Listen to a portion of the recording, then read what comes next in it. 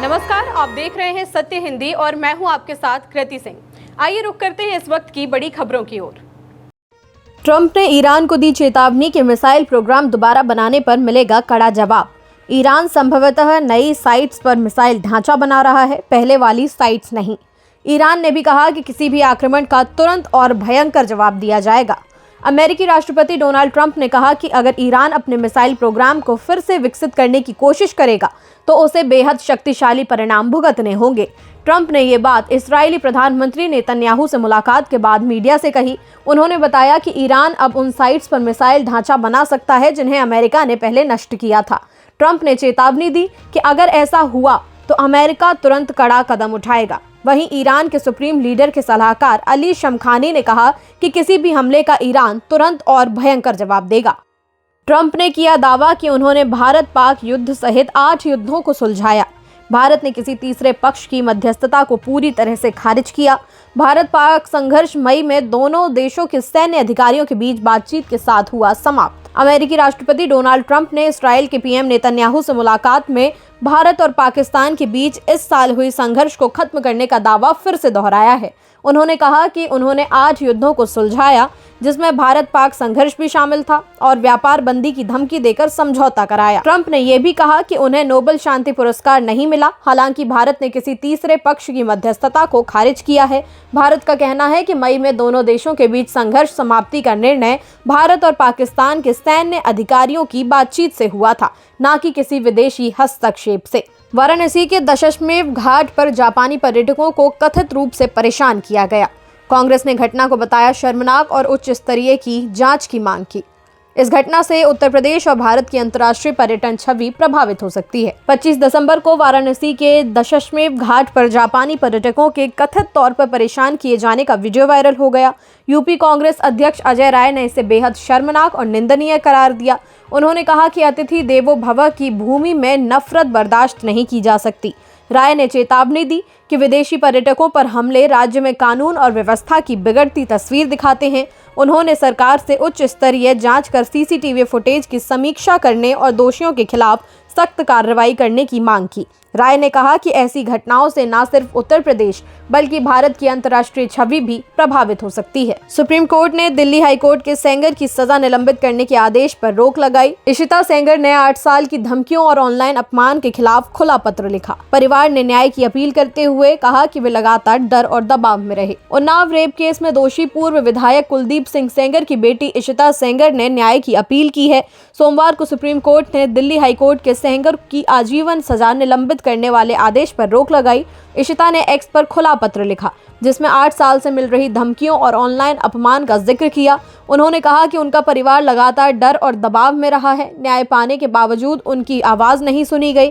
इशिता ने देश में विश्वास जताते हुए कहा कि हम इंसान हैं और हमें न्याय चाहिए। उनकी बड़ी बहन ऐश्वर्या ने भी सामाजिक उत्पीड़न की बात कही। पायलट वीरेंद्र सेजवाल पर 19 दिसंबर को टर्मिनल 1 के पास यात्री से मारपीट का आरोप। पुलिस ने सीसीटीवी फुटेज और बयान एकत्र किए। बाद में पायलट को गिरफ्तार किया गया। सेजवाल को बाद में जमानत पर रिहा कर दिया गया। दिल्ली पुलिस ने बताया कि इंदिरा गांधी अंतर्राष्ट्रीय एयरपोर्ट पर यात्री से मारपीट के आरोप में एयर इंडिया एक्सप्रेस के off duty pilot captain Virendra Sejwal को पूछताछ के बाद गिरफ्तार किया गया। मामले की जांच के दौरान सीसीटीवी फुटेज और गवाहों के बयान एकत्र किए गए। बाद में सेजवाल को जमानत पर रिहा कर दिया गया। उन्हें भारतीय न्याय संहिता की धाराओं 115 जानबूझकर चोट पहुंचाना, 126 अनुचित रोक और 351 यानी आपराधिक धमकी के तहत नामजद किया गया। एफआईआर 22 दिसंबर को दर्ज कराई गई थी और पीड़ित अंकित देवान का बयान और मेडिकल जांच करवाई गई। भारत ने पाकिस्तान के अल्पसंख्यक संबंधी आरोप खारिज किए। विदेश मंत्रालय ने पाकिस्तान के रिकॉर्ड को बताया शर्मनाक। दोनों देशों के बीच हालिया तनाव के बीच बयानबाजी तेज। भारत ने अल्पसंख्यकों को लेकर पाकिस्तान की टिप्पणी को सिरे से खारिज कर दिया है। पाकिस्तान ने भारत में ईसाई और मुस्लिम अल्पसंख्यकों पर हमलों का आरोप लगाया था। इसके जवाब में विदेश मंत्रालय ने कहा है कि पाकिस्तान का खुद का अल्पसंख्यकों के साथ व्यवहार बेहद खराब रहा है और उसे दूसरों पर सवाल उठाने का कोई हक नहीं है। विदेश मंत्रालय के प्रवक्ता रणधीर जायसवाल ने कहा कि पाकिस्तान में अलग अलग धर्मों के अल्पसंख्यकों के खिलाफ हिंसा और भेदभाव एक स्थापित सच्चाई है। दोनों देशों के बीच हालिया तनाव और आतंकी हमलों के बाद अब ये बयानबाजी और तेज हो गई है। बांग्लादेश की पहली महिला पीएम खालिदा जिया का 80 साल की उम्र में निधन। 1991 में बनी थी बांग्लादेश की पहली महिला सरकार प्रमुख। शेख हसीना के साथ दशकों तक चला राजनीतिक संघर्ष चर्चा में। बांग्लादेश की राजनीति की दिग्गज नेता और देश की पहली महिला प्रधानमंत्री खालिदा जिया का 80 वर्ष की उम्र में निधन हो गया है। लंबी बीमारी के बाद उन्होंने सोमवार सुबह 6 बजे आखिरी सांस ली। उनकी party Bangladesh nationalist party BNP ने सोशल मीडिया पर इसकी पुष्टि की। डॉक्टरों के मुताबिक उनकी हालत बेहद नाजुक थी और उन्हें लाइफ सपोर्ट पर रखा गया था। खालिदा जिया 1991 में प्रधानमंत्री बनी और 2001 में दोबारा सत्ता में लौटी। उनका राजनीतिक जीवन उतार चढ़ाव और शेख हसीना के साथ लंबे राजनीतिक टकराव के लिए जाना जाता है। उनके निधन से बांग्लादेश की राजनीति में एक युग का अंत माना जा रहा है। एनसीपी और जमाते इस्लामी का चुनावी गठबंधन से एनसीपी में टूट, कई नेताओं ने छोड़ी पार्टी। विशेषज्ञों ने इसे अवसरवादी गठबंधन बताया। बांग्लादेश में फरवरी में होने वाले चुनाव से पहले छात्र आंदोलन में उभरी नेशनल सिटीजन पार्टी यानी कि एनसीपी ने इस्लामिक दल जमाते इस्लामी के साथ गठबंधन कर लिया है। इस फैसले से पार्टी के भीतर भारी नाराजगी दिख रही है। कई बड़े नेता पार्टी छोड़ चुके हैं और कुछ निर्दलीय चुनाव लड़ने जा रहे हैं। 2024 के आंदोलन के अहम चेहरे महफूज आलम ने भी खुद को एनसीपी से अलग कर लिया है। आलोचकों का कहना है कि ये गठबंधन विचारधारा नहीं बल्कि चुनावी मजबूरी का नतीजा है। सर्वे में एनसीपी की स्थिति कमजोर बताई जा रही थी, जबकि बीएनपी और जमात को बढ़त मिलती हुई दिख रही थी। ट्रंप की हमास को सख्त चेतावनी, निरस्त्रीकरण पर जोर।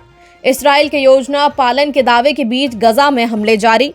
ईरान के परमाणु कार्यक्रम पर अमेरिका की दोबारा कार्रवाई की चेतावनी। अमेरिकी राष्ट्रपति डोनाल्ड ट्रंप ने फ्लोरिडा में इसराइल के प्रधानमंत्री बेंजामिन नेतन्याहू से मुलाकात के बाद गजा को लेकर कड़ा रुख दिखाया है।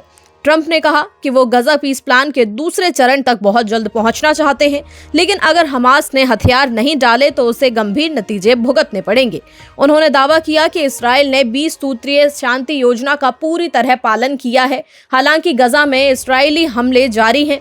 ट्रंप ने ईरान को भी चेतावनी दी और कहा कि उसके परमाणु या मिसाइल कार्यक्रम आगे बढ़े तो अमेरिका फिर से बड़ा हमला कर सकता है।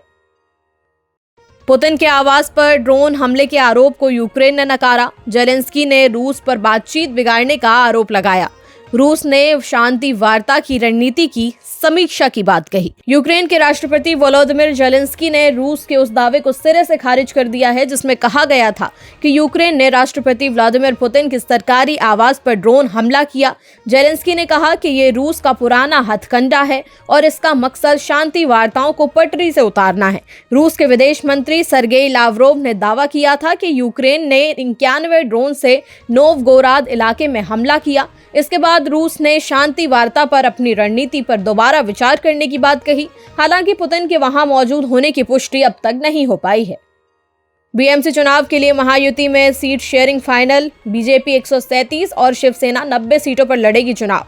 अजीत पवार की एनसीपी अलग से मैदान में, 64 उम्मीदवार घोषित। मुंबई महानगर पालिका चुनाव को लेकर महायुति में आखिरकार सीट बंटवारा तय हो गया है। समझौते के तहत बीजेपी 137 सीटों पर और शिवसेना 90 सीटों पर अपने उम्मीदवार उतारेगी। मुंबई बीजेपी अध्यक्ष अमित साटम ने इसकी पुष्टि करते हुए कहा कि गठबंधन में तालमेल पूरा हो चुका है। दोनों दल अपने अपने कोटे से सहयोगी दलों को भी सीटें देंगे। मंगलवार को नामांकन दाखिल किए जाएंगे। वहीं उप मुख्यमंत्री अजीत पवार की अगुवाई वाली एनसीपी ये चुनाव अलग से लड़ रही है और अब तक 64 उम्मीदवारों की घोषणा कर चुकी है। 15 जनवरी को वोटिंग और 16 जनवरी को नतीजे आएंगे। प्रवासी मजदूर पर बिना वजह हमला, सोशल मीडिया पर वीडियो डाला।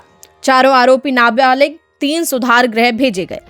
घटना के बाद कानून व्यवस्था और ड्रग्स पर राजनीतिक आरोप प्रत्यारोप। चेन्नई के पास तिरुत्तनी रेलवे स्टेशन के नजदीक ओडिशा के एक प्रवासी मजदूर पर बेरहमी से हमला किए जाने का मामला सामने आया है। 24 साल के सूरज पर 4 नाबालिगों ने माचेती से हमला किया और इस पूरी घटना का वीडियो बनाकर इंस्टाग्राम पर डाल दिया। हमले में सूरज के सिर, चेहरे और हाथ में गंभीर चोटें आई हैं और उसका अस्पताल में इलाज चल रहा है। पुलिस ने कुछ ही घंटों में चारों आरोपियों को पकड़ लिया। सभी को जुवेनाइल जस्टिस बोर्ड में पेश किया गया। घटना के बाद राज्य में कानून व्यवस्था और नशे को लेकर सियासत भी तेज हो चुकी है। फिलहाल के लिए इतना ही। देश दुनिया की बड़ी खबरों के लिए देखते रहिए सत्य हिंदी।